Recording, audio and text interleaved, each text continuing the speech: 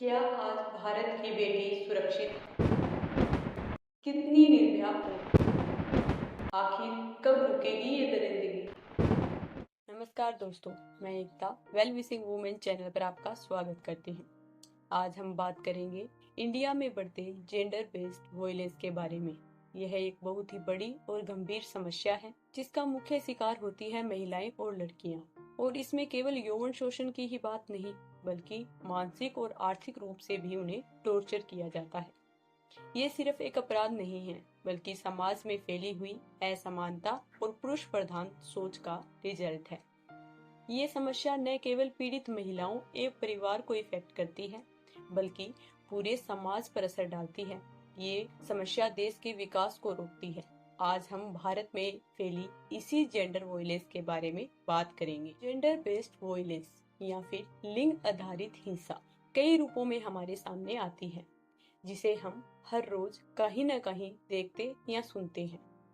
इसमें सबसे पहले हम बात करते हैं घरेलू हिंसा के बारे में, जहां महिलाओं को अपने ही घर में अपने ही परिवार के सदस्यों, पति, सास ससुर, परिवार के अन्य सदस्यों के द्वारा प्रताड़ित किया जाता है।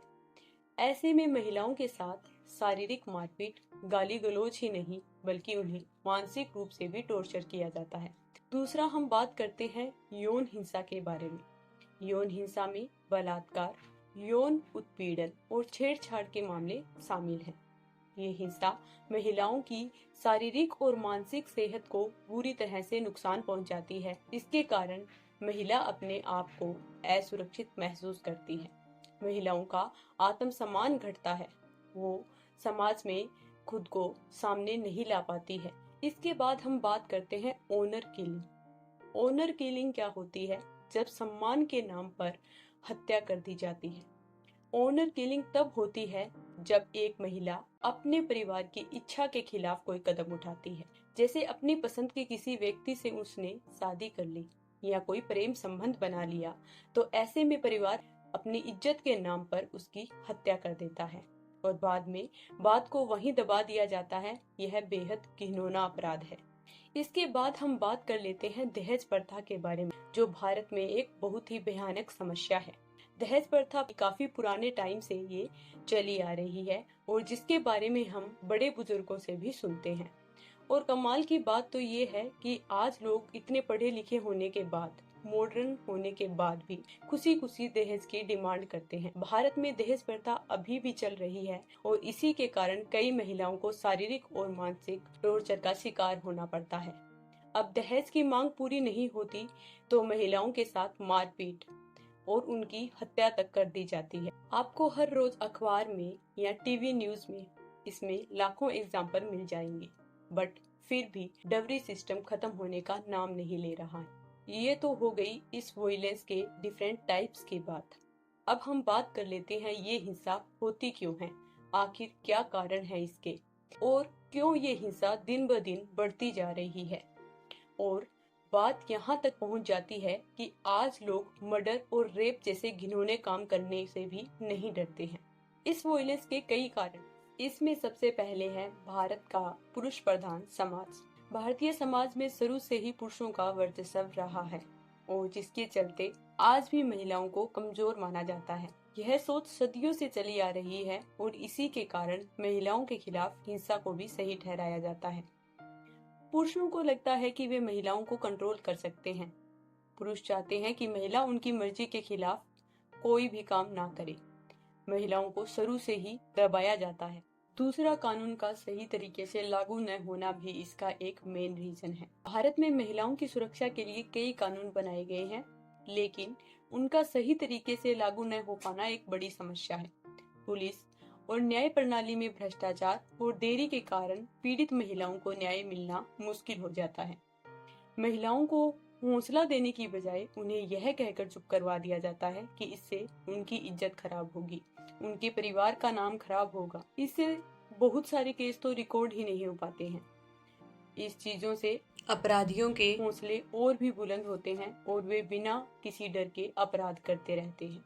इसके अलावा आज भी महिलाएं पुरुषों पर निर्भर है, फिर चाहे वो फाइनेंशियली हो या फिर सोशली। आज भी गांव और छोटे शहरों में ऐसे हालात हैं कि महिला शिक्षित होने के बावजूद भी पुरुषों पर निर्भर है। जब एक महिला आर्थिक रूप से आत्मनिर्भर नहीं होती है तो वो हिंसा सहने के लिए मजबूर हो जाती है, क्योंकि उसके पास कोई भी और विकल्प नहीं होता है। हमारे समाज के रीति रिवाज ही ऐसे हैं कि महिलाओं को अपनी मर्जी से जीने की आजादी नहीं मिलती है और उन्हें अक्सर हिंसा का शिकार होना पड़ता है। यही निर्भरता ऐसी सिचुएशन में बने रहने के लिए मजबूर करती है। अब अगर बात करते हैं फिल्मों की, टीवी शोज की, जहां महिलाओं को गलत तरीके से रिप्रेजेंट किया जाता है। टीवी सीरियल में उन्हें नासमझ दिखाया जाता है और यही चीजें मीडिया और समाज में महिलाओं के प्रति गलत धारणा को बढ़ावा देती है, एक स्टीरियोटाइप थिंकिंग क्रिएट करती है। इंटरनेट पर ऐसे ऐसे मीम्स वायरल होते हैं जहां महिलाओं को बिल्कुल ही फूलिश दिखाया जाता है। इसके बाद हम बात कर लेते हैं इस वॉयलेंस या हिंसा का आखिर हमारी सोसाइटी पर क्या फर्क पड़ता है। इस हिंसा का हमारे समाज पर बहुत ही गहरा और बुरा इफेक्ट पड़ता है। ये महिलाओं को शारीरिक और मानसिक रूप से कमजोर बनाती है, जिससे उनका आत्मविश्वास और जीवन स्तर घटता है। जब महिला हिंसा का शिकार होती है तो वो समाज में एक्टिव रूप से योगदान नहीं दे पाती है, जिससे देश की विकास की दर पर असर पड़ता है।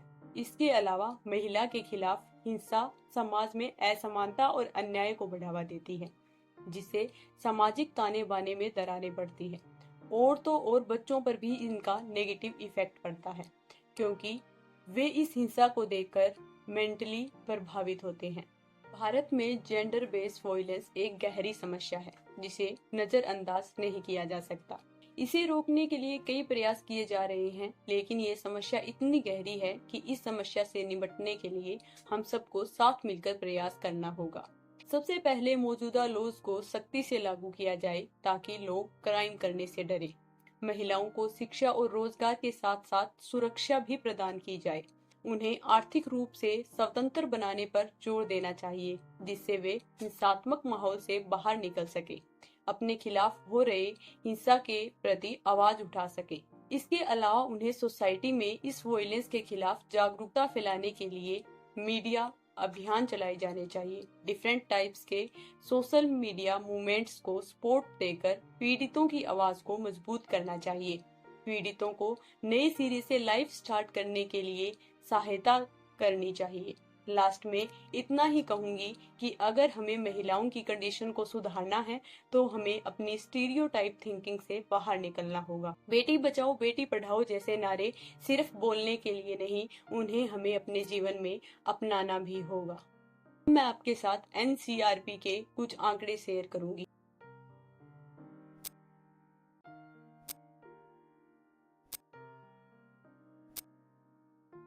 अगर वीडियो अच्छी लगी तो लाइक करें, कमेंट करें, चैनल को सब्सक्राइब करें।